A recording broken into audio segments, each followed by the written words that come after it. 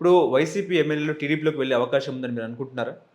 అదేవిధంగా వైసీపీ ఎంపీలు బీజేపీలోకి వెళ్ళే అవకాశం ఉందా?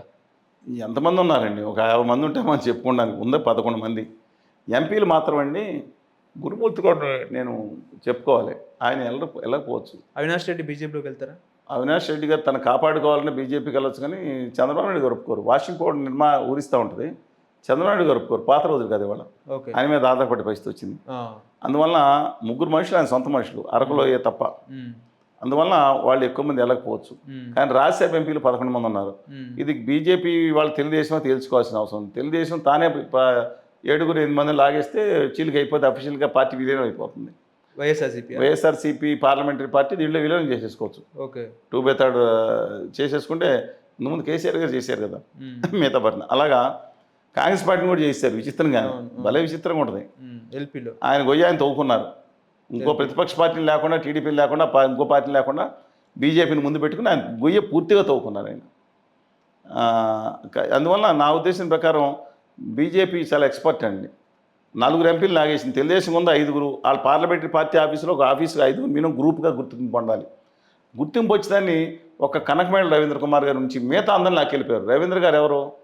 ఆయన సంపన్నుడు కాదు, ఒక అడ్వకేట్. ఆ రోజు సమైక్యాంధ్ర కూడా నిలబడిన వ్యక్తి, మంచి చాలా సహృదయుడైన వ్యక్తిగానే చెప్తారని ఆయన.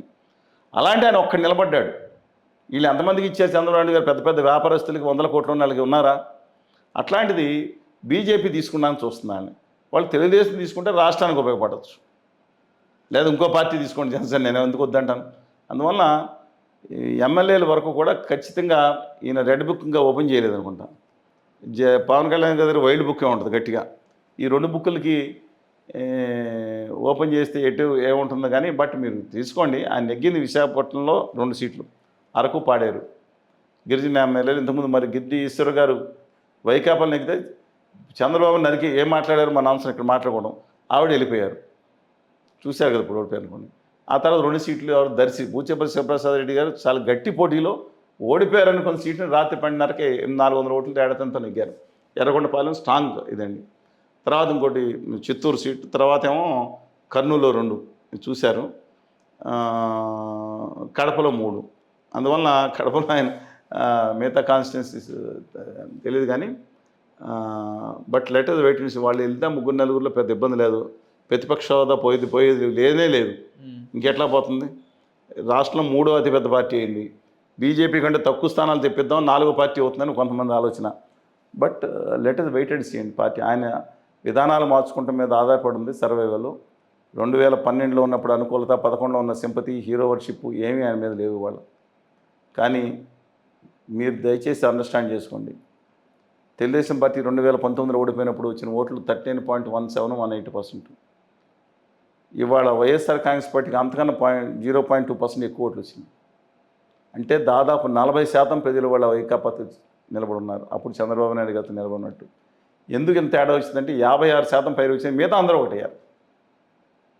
నోటాలు కాంగ్రెస్కు, సిపిఐ, సిపిఎంకి అంతా కలిపి 3.5% వస్తే 4%, మొత్తం 56.5% వీళ్ళు, 39.5% వీళ్ళు అయిపోయారు. అందువల్ల పోలరైజేషన్ అయిపోయింది. అందువల్ల నా అభిప్రాయం ప్రకారం ఆయన నిలబడి మార్చే వాళ్ళు బీజేపీ ఆపరేషన్ బిరడా అని చెప్పాను, మనం ఒకసారి మాట్లాడుకున్నాం. ఆపరేషన్ బిరడా అని పెట్టారు. ఆ బిరడాలో మొదట టీఆర్ఎస్ వేసేయటం, తెలుగుదేశం వేసేయాలి అందరికీ ముందు అనుకున్నా. తెలుగుదేశంలో చంద్రబాబు నాయుడు గారు ఒక రాజనీతిజ్ఞత, పార్టీ పటిష్టత, ఎన్టీ రామారావు వచ్చిన పార్టీ మీద ఉన్న అభిమానం, ప్రాణార్పించే అభిమానులు ఉండవు. అందువల్ల ఇవన్నీ కూడా తేడా వచ్చినాయండి. ఇప్పుడు వైఎస్ఆర్ కాంగ్రెస్ పార్టీని ఫినిష్ చేసి సగం కాంగ్రెస్ని లేపి దాన్ని జీవోత్సవాలుగా పెట్టి తెలంగాణ రాష్ట్రం చేసిన తర్వాత తెలుగుదేశం వైపు వస్తారు. 2 ఏళ్ళు టైం పడుతుంది. లేకపోతే 350 సీట్లు వస్తే వచ్చేవారు. ఇప్పుడు తెలుగుదేశం పార్టీని కులబలంతో కొడదామని, మత విద్వేషాలతో ఎత్తుకొచ్చామని చూస్తున్నారు. Let us wait and see అండి.